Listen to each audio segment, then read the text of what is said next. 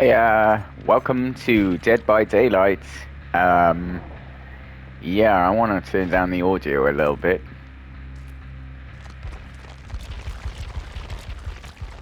because it's not really about the music, it's all about the other audio you hear on Dead by Daylight. Not a game to play if you can't hear anything, but I played this game a lot when I was a bit younger and before, well, as my channel was starting out, this was one of the games that I started playing. The content wasn't 100%, but yeah, it was early days.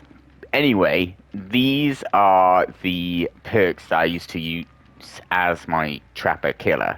Because the trapper's fairly easy to play. You throw down these like bear traps, people get stuck in them, you can pick them straight out and put them on a hook.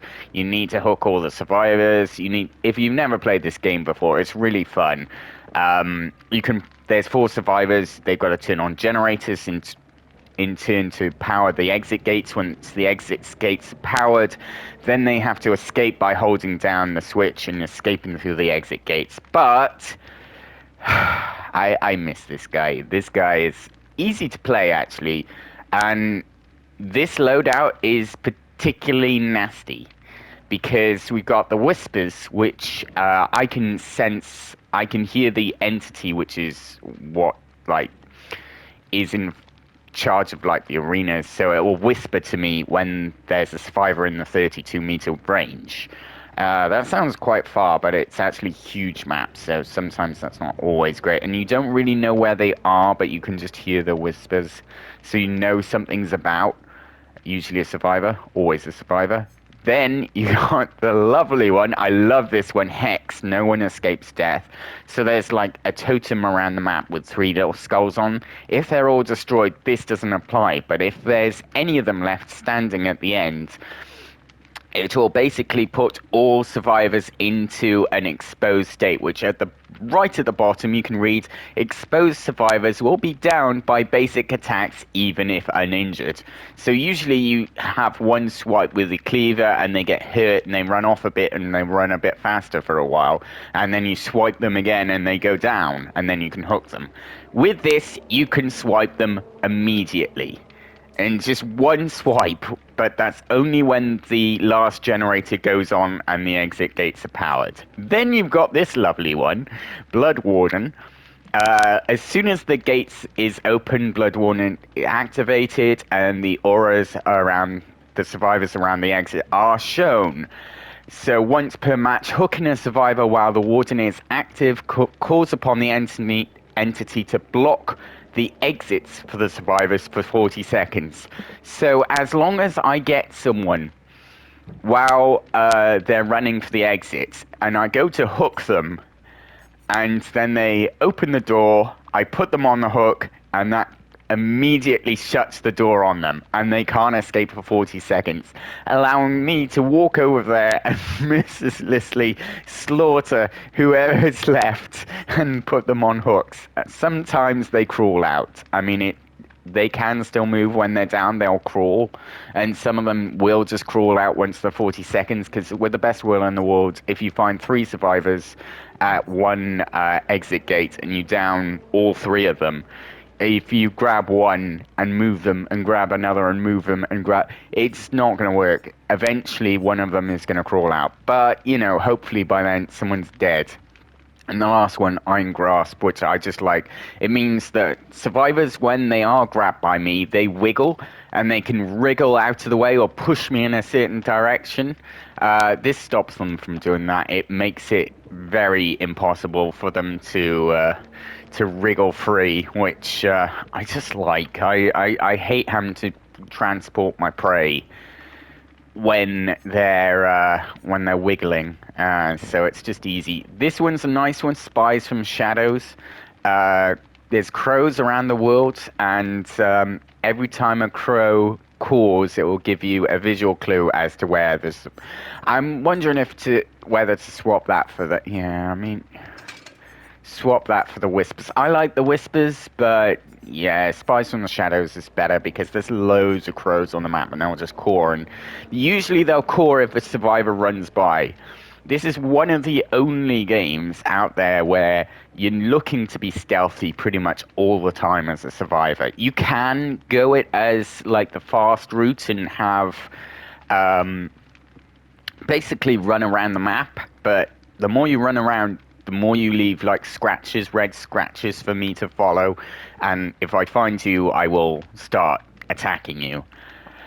I miss this game, and it's Halloween right around the corner. I was gonna do Dead Space, but I just don't want to dredge my Xbox out of the cupboard again. It's just like I stopped doing Xbox. I stopped applying for Live. I didn't even buy the new Xbox when it came out, and I was just like, you know what? As much as I like Halo, I'm done. I'm staying on PS4 and 5. I can't afford to do both, so I'm staying with PS4. I'm sorry if that upsets someone, but I mean, most of my content's on the PS4 anyway, and it has been for a long, long time. The last time I used my Xbox was to play with Crystal for Minecraft, and that was at least 4 years ago now. It was before COVID, I know that much. And it was years before COVID. I think it was 4 years ago, maybe more. I'd have to look that up, but yeah, it's not worth it anymore. So yeah, this is my loadout as the trapper, and this guy will, yeah, he will run around, well, walk very slowly around, and yeah, he will pretty much. Oh, I got new stuff, Chuckles. I mean, I like that one. It's my favorite one, to be honest. There's some nice ones to be had, but I just like the messed up face. It just does the job. Yeah, so an easy killer. Um, applies pressure to the map. Bear traps, yeah. And brutal sprint, unnerving. I mean, at the end of the day, the best thing about this guy is the traps. That his main power. You find like survivors can pull down pallets in front of you. They can jump through windows in front of you, which will mean that you'll have to walk around them. Because ultimately, you're faster than they am. They are always. But if they have certain perks activated, they can go a little bit faster in, or maybe short bursts. But ultimately, you're faster than they are always. So having an if you put a bear trap in front of a window or in front of a pallet, they'll run through there and think, haha, I'm gonna flip this pallet. Run, bear trap. Yeah. So they might flip the pallet, I'll just break it and then walk over and go, oh, you're still in that bear trap? Well, you're coming with me, Sonny Jim. What I love about this loadout, though, is a lot of the time you'll find, like, world-class players on this. People who will evade you no matter what. And it got to the point where people were getting really edgy about it, and I was in like the higher class because I was doing quite well, and I was up against people who were actually decent at the game, who were basically good enough to know when to hide, where to hide, how to heal, how to fix, all of that sort of thing, and it became a very bad game as a killer. I was not getting many kills at all. I equipped this loadout and everything changed. Because it's just so evil. It's such the cheese. I know it's a cheese, but it is such a cheese.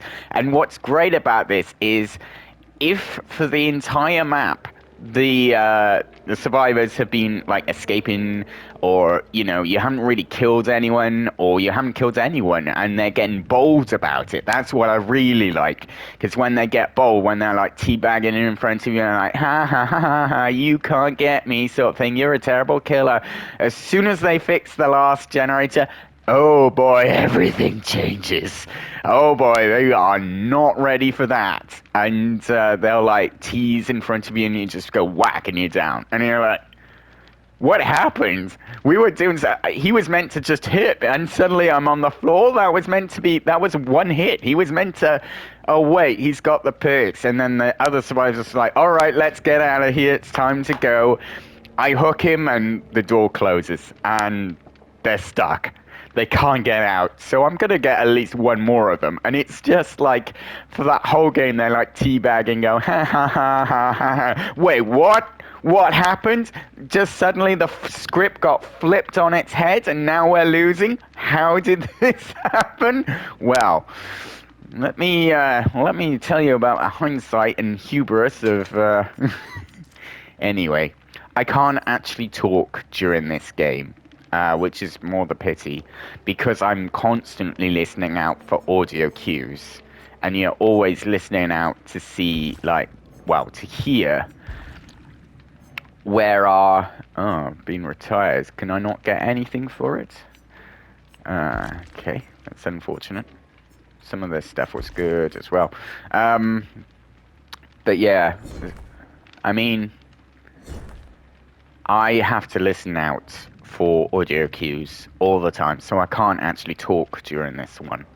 And I love to talk. So what I'll do is I'll attach a game onto the end of this, and I'll give commentary over it after the fact. Anyway, I hope you enjoy. I'll try and sneak in some highlights, and yeah.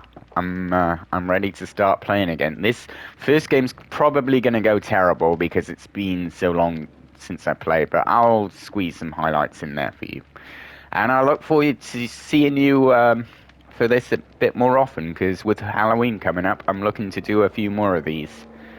And I kind of miss Dead by Daylight. They're doing the, what is it, the Raccoon City special at the moment, so that's why there's like cop cars and they're outside. Yeah, so it's they love to do a lot of killers. I mean, you can even go with Jason on this. I mean, you like, they call him the Shadow or the Shape. That's it, but it's basically, I mean, you got the Cannibal Nightmare. I mean, it's just like the Pig. You'll recognize some of these from certain films, and then others you won't recognize at all. Some will be very recognizable. Very, very recognizable.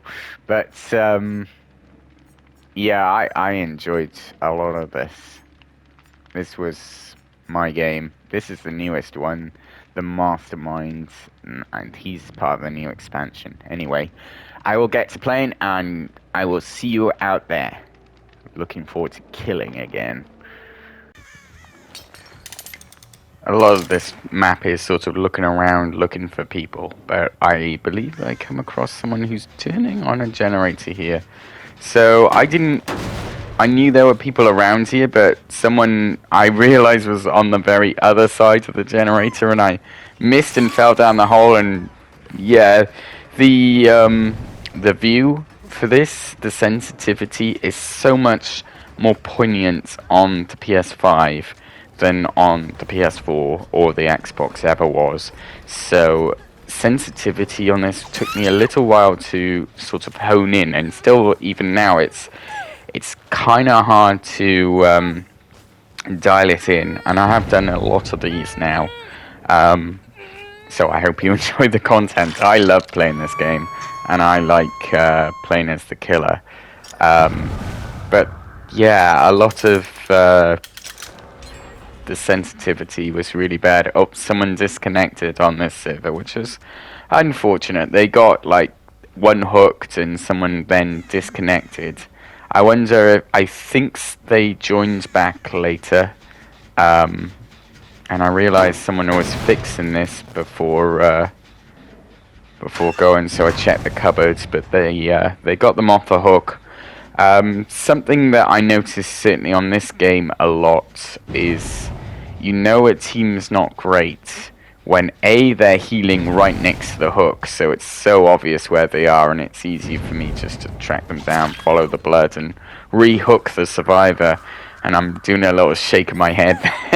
I'm like, these guys. But the other thing about it is, if every time you get hooked, you get the escape attempt notification, and it's a 10% chance that you'll get off the hook. So if you do attempt it, 90% of the time you will fail. So Yeah, no one who's pro ever really attempts it unless there's a perk or a good reason to, like everyone else is hooked and you've got no choice to. Usually I don't camp the survivors, but I know there's someone else scampering around here, yeah. And they got them off there and I couldn't find the exit to this place. Watch me go and like, I'm like, well, how, where? Oh, there. Okay. But I didn't pursue them, but then I saw someone run in here. It looks like a Michael Jackson. Again, the sensitivity is just insane, and I know what he's doing here. He's like, yeah, his sensitivity's pulling me in. He's ringing me round, and it's just, as soon as I get to the other side, he'll pull the pallet down and stun me. So, like, I'm getting closer, I'm getting closer. I'm going closer, and he did a little juke there, and I pulled back there because I thought he was going to pull it then, and he didn't. And I thought, this is just silly. And by now they should be turning on generators, but they weren't most of the time. They weren't doing the generators as much as they could. Whether they stopped to heal or what they were doing, I don't know. There goes another generator on, but I realized I couldn't go after this guy indefinitely. They should have had two there, because if they'd been working on two separate ones, they could have brought the total down to two.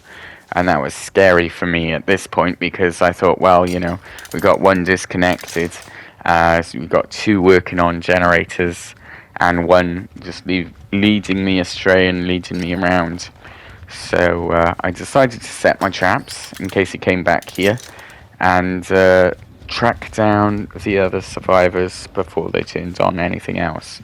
Luckily, the last few generators are fairly close to each other, and someone was working on this one, but they scampered away, and you can just see the red tracks there. And what was great about these guys is they kept running, and eventually someone found my trap. I'm like, well, I'm not even gonna take you out of that. I'm just gonna pick you up and take you away. The problem with that was I should have broke the pallet. And there's someone else running away from me there, so I put her down. Another good strategy. So they'll have to spend time healing and picking her up, and I get to break the generators, so it just buys me a little bit more time. Oh, there's my Michael Jackson wannabe, I think, trying to make a run for it, but I see the door and the window and try and get a bit more. You don't want to go right in the doorway because then they can see it, but you want to go a little bit further away so that if they're taking a tight turn around a corner, they'll just they'll not see it on the floor until it's too late. And this guy, I think, yep, found my trap, because I had that nicely waiting there, a pallet to pull down. So they see the pallet and they're running straight for the pallet, and they don't see the trap is there. So another generator on. Shouldn't have picked that one up, really. Should have just reset it. And now I'm thinking, well, we've got one down on the ground, one on a hook, and a generator turned on a while back. Now they've picked up the person from the far left, whether they crawled or healed themselves. So I'm coming back to the generator, and that's still damaged, so I'm guessing they must have crawled. I'm listening out for sound all the time, because it's a very listen game, and I'll give you some audio here to listen to now. So I'm listening for whimpering.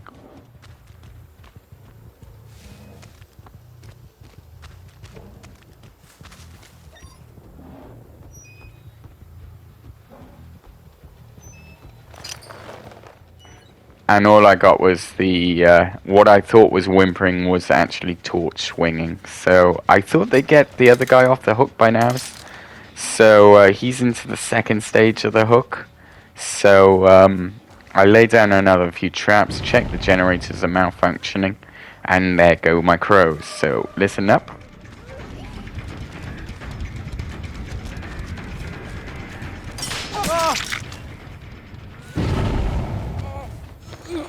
Yeah. Yeah.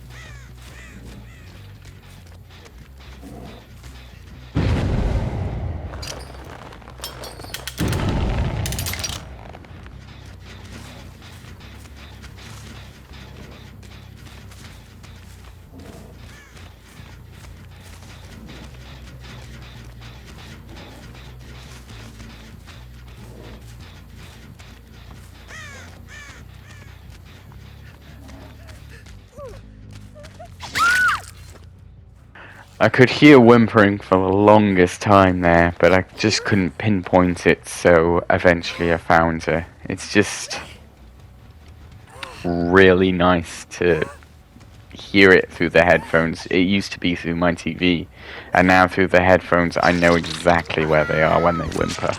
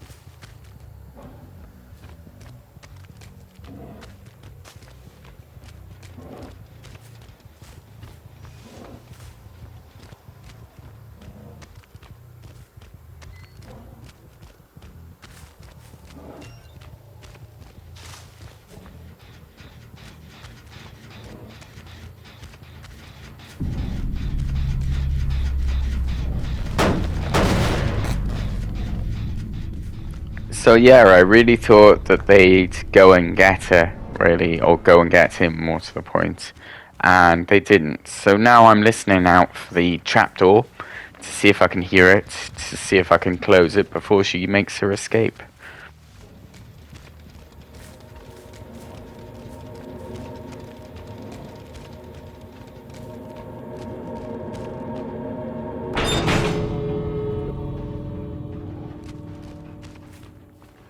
I love that that's a new feature, that you can shut the trapdoors so that the survivors can't escape. Before, you used to have to camp it, and then either they'd use the trapdoor and try and get by you, or they'd try and get to one of the exit gates and try and escape via the exit gates. But it was always, I think, yeah, I had a... My totem is lit over there. That tells me there's a survivor around here somewhere. That they're in my area. But I'm checking the other one just in case. but no one's over there. So that totem's active. So I know that there's a survivor camping around there looking for the exit, and she found my trap card. As per usual, she didn't look. She just went for the pull the hatch escape. But yeah. I'm trying to let her get out, and she gets up. I lead her on a bit, and of course time is ticking all the more while I'm in chase, and I thought she'd get that next trap done, but not so much. I come round because I hear her go through the window, and I'm just following the tracks. And basically, no matter what happens now, I'm just getting chase points. Even though I'm not hitting her, I'm getting chase points for chasing her around. It's just stacking my point value. Throwing some slices just to just to frighten her because she's nowhere near, and time is about to run out and the entity is about to be fed. So I think I down here actually. Yeah. Yeah, there she goes, and time is up.